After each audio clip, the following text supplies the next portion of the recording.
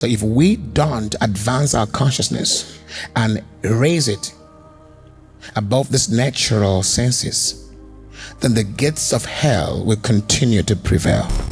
I say unto you also that at Peter, and upon this rock I will build my church, and the gates of hell shall not prevail. Jesus said, who do men say that I am? Some say, oh, you are the prophet, you are Elijah, you are Elisha. And then he asked them, Christ now asked his disciples, who do you say that I am? Peter said, you are the Christ, the Son of the living God. And Jesus said, no, Peter, flesh and blood did not reveal. You didn't get to know who I am by your human consciousness. You interacted with another realm. You were able to elevate into the realms of my Father. There, my Father revealed to you who I am. Upon this trafficking of dimensions and consciousness, I will build my church. That means the knowledge of Peter concerning Jesus came through the medium, or through the transportation, or through the teleportation of revelation. It says, flesh and blood did not reveal how by revelation made known unto me.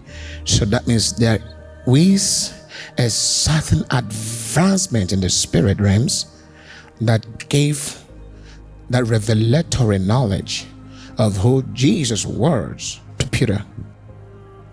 So he didn't know it intellectually, he didn't know it physically, he didn't know who Christ was by his intellectual physical knowledge or by his natural consciousness. There was an advanced consciousness. He tuned his consciousness into his intuition, into the realms of the Father. And then the revelation of the knowledge of the Father was granted unto Jesus.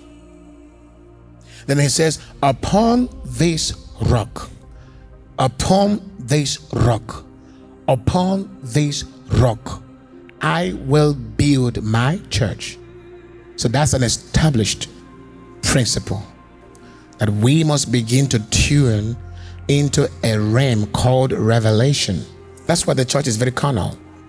The church is not tuning into revelation. The church is just natural, so intellectual. Their approach to biblical knowledge is very much intellectual. It's not been tuned. For instance, Christ was the Logos of God made flesh. Christ was the living, walking word of God.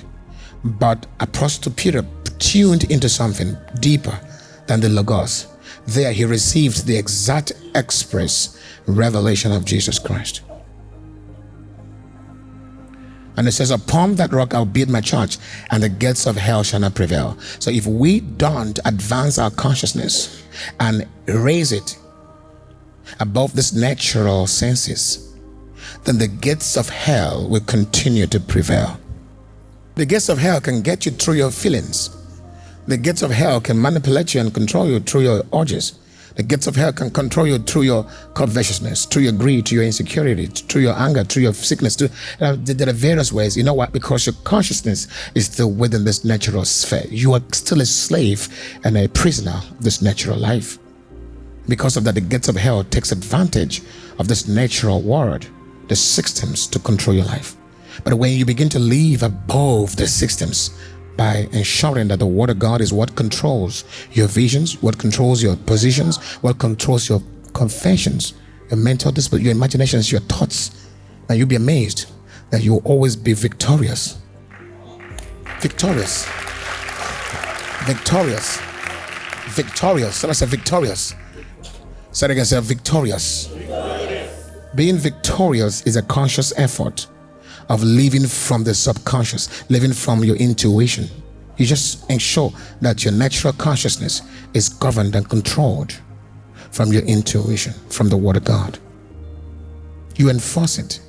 You violently enforce the word of God.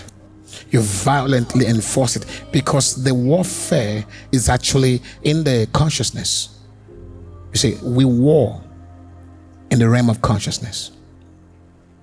That's where it is.